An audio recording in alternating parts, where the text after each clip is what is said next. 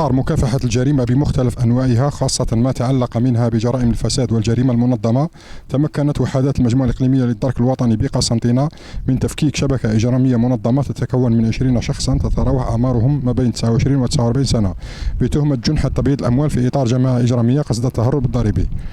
حيثيات القضية تعود إلى ورود معلومات مؤكدة إلى مكتب الاستعلامات العامة بالمجموعة، مفادها قيام مجموعة من الأشخاص بعمليات مالية مشبوهة من خلال كراء سجلات تجارية ليس لها قواعد تجارية.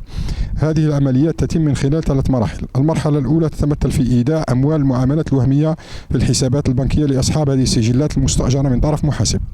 المرحلة الثانية سحب الأموال من طرف منسق مكلف أمام المحاسب من أجل ضمان استعادة الأموال لأصحاب الشركات المقدر عددهم ب7 شركات.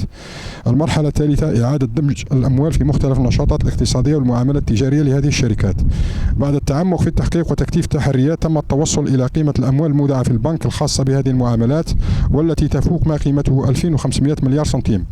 أسفر التحقيق عن توقيف 20 شخصا مشتبه فيهم مع حجز مبالغ مالية تفوق 6 ملايير سنتيم، 4 مركبات مصوغات من الذهب وزنها حوالي 900 غرام بقيمة مالية تفوق 800 مليون سنتيم.